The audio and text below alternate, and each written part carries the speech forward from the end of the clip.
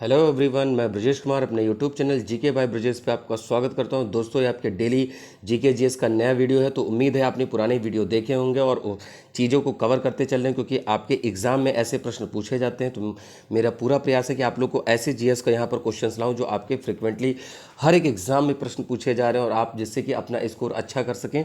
तो उम्मीद है चीज़ों को समझ में आ रही होंगी और मैं इसका PDF टेलीग्राम ग्रुप पे डाल दूंगा, जहाँ से आप उसको डाउनलोड कर सकते हैं। उसके लिए कोई आपको कॉस्ट नहीं देना, बस टेलीग्राम ग्रुप से जुड़े और चैनल को सब्सक्राइब करें, दोस्तों में ज़्यादा से ज़्यादा शेयर करिए। चलिए, पहला प्रश्न बात करते हैं। भारत का सबसे व्यस्ततम हवाई अड्डा कौन सा है? दिल्ली, मुंबई, कोलकाता या फिर चेन्नई? तो यहाँ पर देखिए क्या है, ऑप्शन नंबर यहाँ पर बी है, बिजिएस्ट कहा गया है। ठीक है। अच्छा, भारत का पहला जो क्या कहते हैं कि जो कह सकते हो कि जो ग्रीन एयरपोर्ट का जो दर्जा मिला था वो इंदिरा गांधी इंटरनेशनल एयरपोर्ट को मिला था, जो कि दिल्ली में। यहाँ पर मुंबई वाला बहुत बिजी है, ठीक है, अभी वर्तमान में। ठीक है। अगला है, पृथ्वी से वायुमंडल की सबसे ऊंची परत कौन सी? देखिए, मैं यहाँ पर ऐसे बता दूं, पहली लेयर होती है ट्रोपोस्फियर। अब आप कहेंगे सर ये तिरछा खींच दी, नहीं, जानबूझ के खींची। पहली लेयर पोल पर हाइट कम होती है और इक्वेटर पे ज़्यादा होती है। ट्रोपो, स्ट्रैटो, मीजो, आइनो और एक्सो। तो यहाँ पर है दूसरी स्ट्रैटो, जिसको समताप मंडल कहते हैं। तीसरी है मीजो यानी मध्यमंडल। फिर है आइनो या थर्मोस्फीयर, जिसको आप तापमंडल कहते हो। और लास्ट में एक्सो। तो इसमें क्या है कि भाई आइनोस्फीयर, अब देखिए ट्रोपोस्फीयर सबसे निचली, स्ट्रेटोस्फीयर, मीजो, तो यहाँ पर क्या हो जाएगी? आइनोस्फीयर। ठीक है।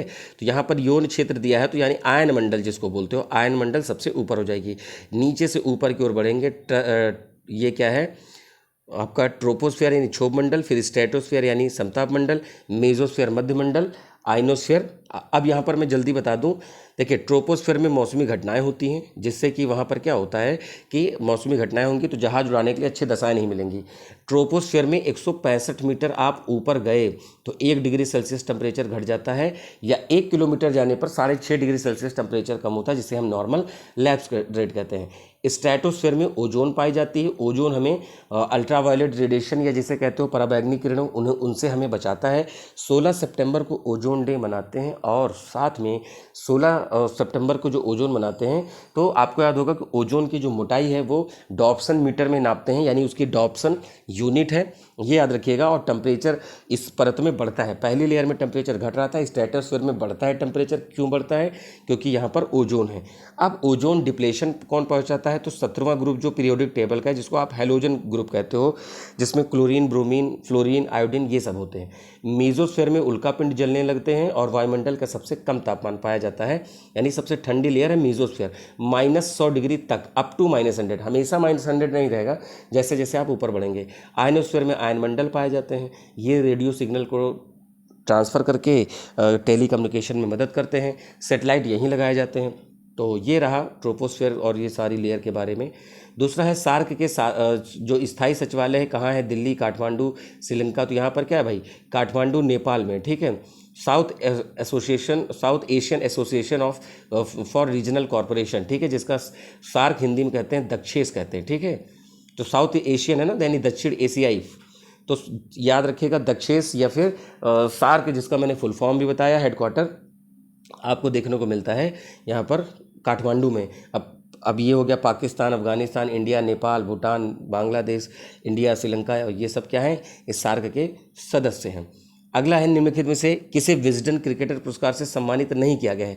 तो पोली उमरीगर को नहीं मिला है, बाकी M अमरनाथ, VVS लक्ष्मण और चंद्रशेखरन, इन तीनों लोग को क्या है भाई? विजडन क्रिकेटर पुरस्कार से सम्मानित किया जा चुका है। अगला प्रश्न है कि ट्राइबोलॉजी में किसका अध्ययन किया जाता है? तो ट्राइबोलॉजी में क्या है कि अन्य को सिखाने से संबंध में गतिमान धात्विक सतहों के बीच घर्षण गुण यानी फ्रिक्शन के। ठीक है। तो ये ऑप्शन नंबर ए हो जाएगा। ठीक से इसको पढ़ लें, क्योंकि साइंस के भी क्वेश्चन आपके एग्जाम में पूछे जाते हैं, तो किसी भी क्वेश्चन को हम लोग स्किप नहीं कर सकते हैं। अगला प्रश्न है, अन्य भारतीय राज्यों की अधिकतम संख्या में सीमाओं को छूने वाला भारतीय राज्य कौन सा है? तो यहाँ पर आपसे पूछा जा रहा है। तो देखिए, उत्तर प्रदेश जो है वो 9 राज्यों से बाउंड्री बना रहा है। 9 मतलब क्या? 8+1 करिएगा। 8+1 का मतलब है एक यूटी है, जिसको हम बोलते हैं, क्या बोलते हैं? दिल्ली। 8 राज्य में देखिए, आप हिमाचल प्रदेश से शुरू करिए।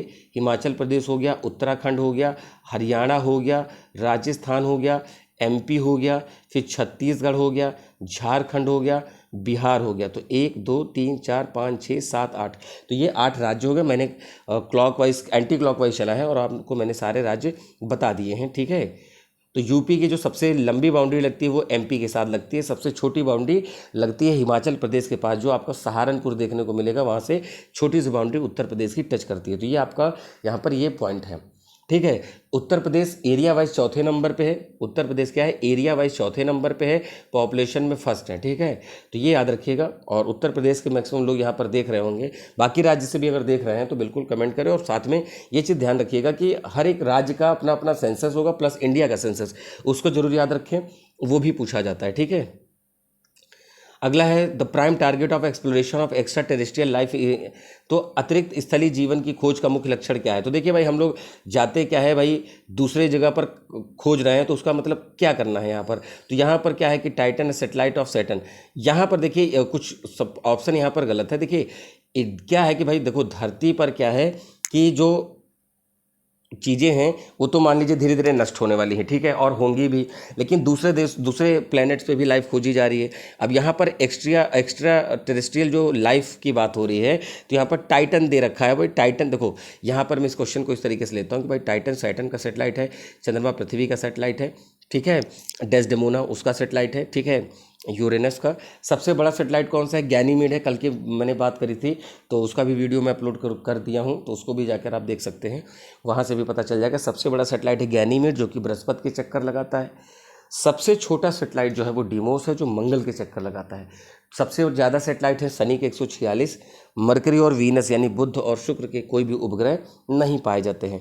दिल का वजन लगभग कितना होता है भाई, 300 ग्राम का होता है। भाई बहुत धड़कता है, बहुत लोगों को टूटता है, भगवान जाने, लेकिन 300 ग्राम का होता है, ठीक है। तो यहाँ पर याद रखिएगा, आपको ये याद रखना है। जब कोई व्यक्ति दूसरे से नाम लिखता है तो उसका नाम को क्या कहते हैं, ठीक है। तो यहाँ पर क्या है, उपनाम है। दूसरे, जब कोई व्यक्ति दूसरे नाम से लिखता है तो उसको क्या कहते हैं, उपनाम। जैसे मान लो कोई व्यक्ति है, ठीक है, जैसे मान लीजिए कि doctor APJ Abdul Kalam sir हैं, तो उनको क्या है, हम लोग जानते हैं मिसाइल मैन ऑफ इंडिया के नाम से जानते हैं, तो उनका उपनाम हो गया। अच्छा, मिसाइल मैन का तो बात नाम आया तो आपने कलाम जी का नाम समझ लिया। मिसाइल वुमेन की बात आए तो याद रखिएगा टेसी थॉमस। ये भी आपसे प्रश्न पूछा जा सकता है किसी भी एग्जाम में। एसएससी वाले तो भैया ऐसा ऐसा प्रश्न पूछते हैं, ऐसा लगता है कि ब्रह्मांड का नॉलेज होना चाहिए, तो भैया आप यहाँ से कवर कर सकते हैं। मैं चीज़ों को कोशिश कर रहा हूँ कि आपका उस लेवल का भी क्वेश्चन तैयार रहे, ठीक है। बाकी आपका पीसीएस आरओ सब जगह जीएस तो काम आएगा। संविधान संशोधन अधिनियम में पंचायती राज से संबंधित प्रावधान, तो भैया देखो ऐसा है कि 73वां 74वां संविधान संशोधन क्या गया था, 73वें संविधान संशोधन से यहाँ पर क्या हुआ कि जो 1992-93 की बात है उसमें हुआ था। अब देखिए, पंचायतों का गठन आर्टिकल 40 में बात की गई है, ठीक है, और आर्टिकल 40 आता है DPSP, directive principle of state policy, संविधान के भाग 4 में, तो ये आपके लिए इंपॉर्टेंट रहेगा। चलिए अगले प्रश्न पर आते हैं। फोटोकॉपी करने वाली मशीनों को अब जेरोक्स मशीन के रूप में जानते हैं, क्योंकि उनको लोकप्रिय बनाया था किसने, तो एक कंपनी है भाई, ठीक है, तो उस कंपनी बनाया गया था, ठीक है। अब यहाँ पर संस्थापक का नाम तो जेरोक्स तो है, बट इसको यहाँ पर आप याद रखिएगा, ऑप्शन नंबर बी है, क्योंकि कंपनी हो गई ना। जब आप इसे डायल करेंगे तो कौन सा टेलीफोन नंबर जुड़ा रहेगा। अब यहाँ पर कह रहे हैं कि which telephone number will always be engaged when you dial it, तो कह रहे हैं कि airline booking, fault booking, railway की जानकारी या आपका अपना नंबर। भाई आपका अपना नंबर खुद को डायल करोगे तो यहाँ पर क्या होगा, वो इंगेज रहेगा। कह रहे हैं कौन सा नंबर आप डायल करोगे जो इंगेज रहेगा, कॉल ही नहीं जाएगा। आप अपना खुद का नंबर मिलाएंगे तो कहाँ जाएगा, बिजी बताएगा, खुद में अपने आप में बिजी। सुभाष चंद्र बोस ने स्वतंत्र भारत की अंतिम सरकार की स्थापना कहाँ करी थी, भाई बर्मा या म्यांमार में करी थी। ऑप्शन नंबर क्या हो जाएगा, ए हो जाएगा। अगला है which of the following was the capital of Chola. Chola की क्या कैपिटल थी, भाई चोलाओं ने कैपिटल बनाई थी तंजौर को, ठीक है, साउथ में पड़ेगा, ठीक है। साउथ में देखिए चोर चेल पांडे, ठीक है, ये सब साम्राज्य थे। फिर विजयनगर था, हरियाणा और बुक्का और ये सब लोगों ने, और फिर क्या कहते हैं कृष्णदेव राय का नाम आपने सुना होगा। तो साउथ की भी हिस्ट्री हम लोग के लिए इंपॉर्टेंट है, जहाँ जहाँ क्वेश्चन आएंगे और उसके बारे में हम लोग यहाँ पर बात करेंगे। सर्वोच्च न्यायालय की सेवानिवृत्ति की आयु क्या है, तो देखिए भैया हाई कोर्ट की 62 है और सुप्रीम कोर्ट की 65 वर्ष है। यहाँ पर दोनों ही आपको चीज़ें पता चल गई हैं। अगला है इक्विनॉक्स क्या है। इक्विनॉक्स का मतलब होता है जब दिन और रात बराबर हैं, ठीक है। तो जब दिन और रात बराबर का है, ऑप्शन नंबर बी। देखो भाई ऐसा है, पृथ्वी है, पृथ्वी पर ये इक्वेटर है, ये कैंसर है, और ये कैप्रिकॉन, यानी कैंसर को हम लिख देते हैं कर्क रेखा, ये कैंसर है, वो कैंसर मुकेश वाला नहीं जिस पे वो मूवी देखने से पहले दिखाते हैं, और दूसरा है मकर रेखा, ठीक है। तो इक्वेटर पर 21 मार्च और 23 सितंबर को सन परपेंडिकुलर होता है, बराबर लाइट पड़ती है, जिससे दिन और रात बराबर होते हैं। तो 21 मार्च को कहा जाता है भाई स्प्रिंग और वर्नल इक्विनॉक्स यानी बसंत विषुव। विषुव से विषुवत यानी जहाँ दिन रात बराबर होते हो। 23 सितंबर को हम बोलते हैं शरद विषुव बोलते हैं। तो दोनों ही पॉइंट आप यहाँ पर याद रखिएगा। अगला अंतर्राष्ट्रीय तिथि रेखा क्या है? 180। ठीक है, 180। अब देखिए ध्यान से, ये रशिया है, जापान है, नीचे ऑस्ट्रेलिया है, इधर नॉर्थ अमेरिका है और इधर साउथ अमेरिका। यहाँ से पानी वाले भाग से जाती है इंटरनेशनल डेट लाइन जिसकी वैल्यू 180 केवल पानी वाले भाग से गुजरती है और ये जिगजैग है, टेढ़ी मेढ़ी लाइन है। ठीक है, और इसको अगर आप ईस्ट वेस्ट गए, ठीक है, तो उधर एक दिन आपको जोड़ना पड़ेगा यानी एक दिन का लॉस हो जाएगा, और उल्टा जाएंगे तो आपको एक दिन घटाना पड़ेगा यानी आपको एक दिन का फायदा हो जाएगा। अगला बात करते हैं, अच्छा इंटरनेशनल डेट लाइन किस स्टेट से पास होती है? तो बेरिंग स्टेट या बेरिंग सी बताइएगा। अगर पूछे ओशन तो ओशन में आपका पैसिफिक ओशन आता है। तो जो भी इंटरनेशनल डेट लाइन से संबंधित बात हो सकती थी मैंने यहाँ पर आपको बताया है। भारत का सबसे लंबा बांध कौन सा है? तो सबसे लंबा बांध भाई देखो कौन सा है, यहाँ पर कोसी डैम दिया है। देखिए नहीं, कोसी डैम नहीं होगा, सबसे ज़्यादा है लॉन्गेस्ट के तो हीराकुंड डैम जो है महानदी पर है उड़ीसा राज्य में, महानदी पर है उड़ीसा राज्य में। ये चीज़ याद रखिएगा। क्लियर, ऑप्शन नंबर क्या हो जाएगा? सी। हाँ सी ही दिया है, मैंने गलत पढ़ लिया था, ऑप्शन सी ही दिया है, सही दिया हुआ है। और मुझे लगा डी दिया हुआ है बट सही है, बट फिर भी मैंने बताया सही आपको जिससे कि कहीं पर भी कन्फ्यूजन न रहे। और किस नदी पर है? महानदी में। राज्य बोले तो उड़ीसा राज्य बताइएगा। ठीक है, नागार्जुन कृष्णा पे है, नागार्जुन कृष्णा पे, भाखड़ा नांगल सतलज पे है, ये भी याद रखिएगा। कोसी कोसी डैम पे है, कोसी पड़ेगा नेपाल और बिहार के इधर बॉर्डर के साइड में पड़ेगा। कोसी नदी को बिहार का हम शोक भी कहते हैं, तो ये भी इंपॉर्टेंट है, आप इस प्रश्न को भी जानिए, ऐसे भी प्रश्न पूछे जाते हैं। रोजगार, ब्याज और धन का सामान्य सिद्धांत किसने लिखा है?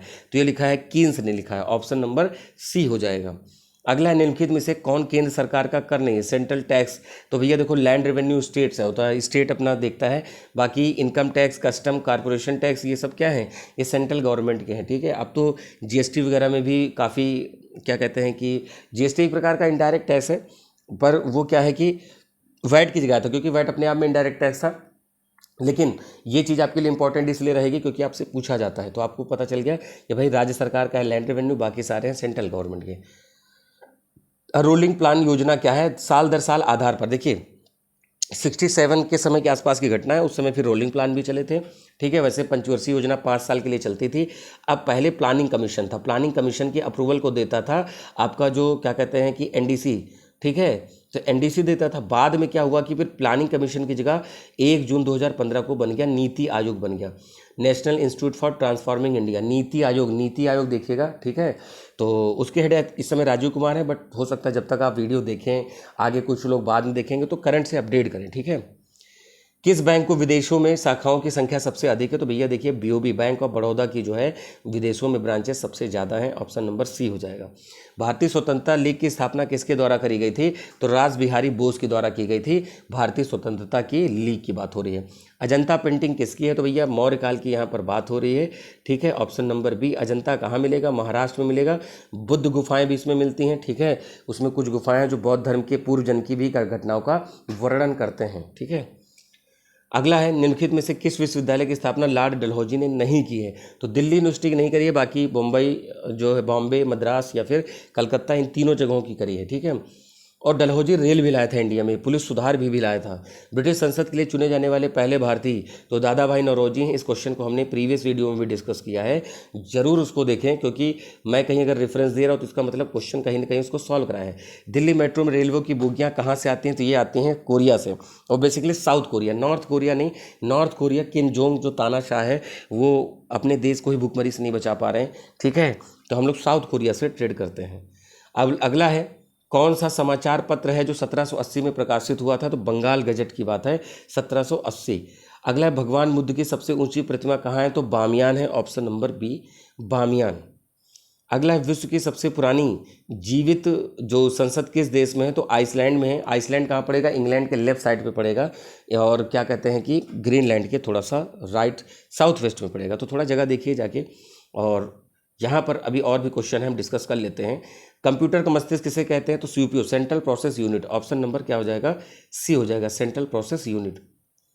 इनपुट डिवाइस कौन सी है? तो इनपुट डिवाइस तो यहाँ पर क्या है? जॉयस्टिक। देखो एक होती है आउटपुट और एक इनपुट। इनपुट क्या हो जाएगा? आपका कीबोर्ड हो जाएगा, आपका माउस हो जाएगा। ठीक है, आउटपुट आपका हो जाएगा जॉयस्टिक हो जाएगा, प्रिंटर हो जाएगा, स्पीकर हो जाएगा। उससे क्या है? बाहर कोई चीज़ आपको प्राप्त होती है। ठीक है, तो ये याद रखिएगा।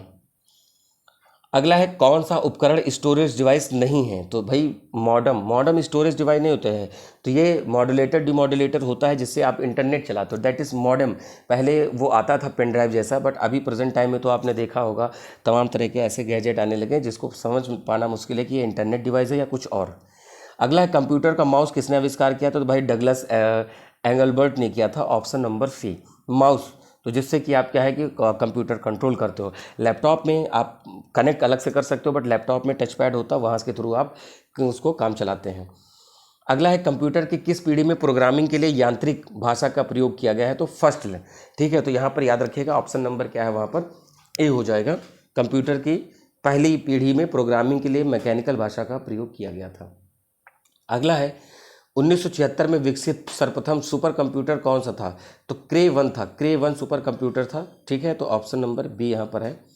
कंप्यूटर नेटवर्क के संबंध में टीसीपी का विस्तार क्या है, टीसीपी ट्रांसमिशन कॉल प्रोटोकॉल है, ऑप्शन नंबर ए है ट्रांसमिशन कॉल प्रोटोकॉल। तो कंप्यूटर से रिलेटेड इधर 10 क्वेश्चन आपके रखे गए हैं जिससे कि आपको कंप्यूटर का भी नॉलेज मिले। बाकी साइंस कह सकते हो या ज्योग्राफी, पॉलिटी, हिस्ट्री, सबके क्वेश्चंस को हम लोग डेली डिस्कस करते हैं और आगे भी करेंगे।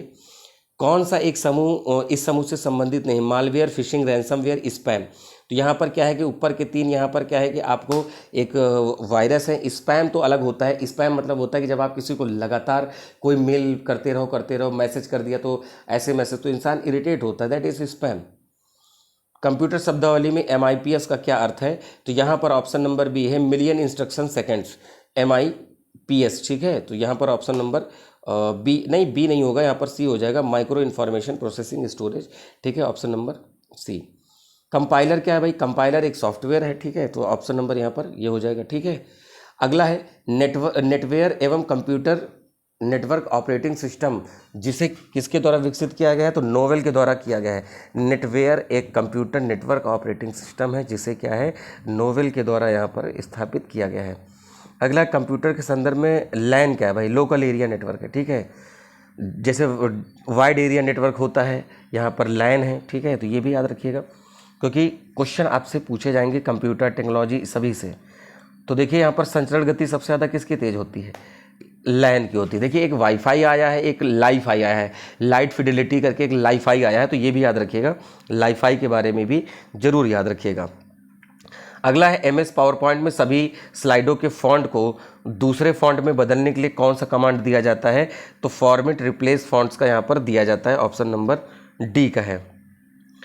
भारतीय मूल के शिव अय्यादुरई किस आविष्कार से जुड़े हुए हैं, तो ईमेल से जुड़े हुए हैं। शिव अय्यादुरई ईमेल से जुड़े हुए हैं। तो ठीक है दोस्तों, ये आपके डेली के क्वेश्चन रहे हैं। उम्मीद है आपको चीज़ें समझ में आई होंगी, और साथ में जो करंट अफेयर की वीडियो मैं अपलोड कर रहा हूँ उसको ज़रूर डेली देखें, क्योंकि धीरे धीरे करंट अफेयर आपको फिर और बाद में बर्डन नहीं पड़ेगा। बाकी जब एग्ज़ाम आएगा तो मैं मंथ वाइज और साथ में 6 महीने का कंपाइलेशन ज़रूर कराऊंगा, जिससे कि आपके एग्ज़ाम के लिए वो रामबाण रहे। तो उम्मीद है और चीज़ें समझ में आई होंगी। टेलीग्राम ग्रुप से जुड़ें और साथ में दोस्तों को शेयर करें, चैनल को सब्सक्राइब करें। ऐसे ही वीडियो के लिए लगातार आप नोटिफिकेशन को आप ऑल कर लीजिएगा, जिससे कि आपको बेल आइकन पे प्रेस करेंगे तो पर्सनलाइज की जगह ऑल कर लीजिए, जिससे कि आपको सभी प्रकार के वीडियो मिले, चाहे वो जीके के हो, करंट अफेयर के हो या कोई शॉर्ट्स वीडियो है। तो मिलते हैं अपने नए वीडियो में। ठीक है, तो मिलेंगे अपने नए वीडियो में, तब तक के लिए नमस्कार, थैंक यू, जय।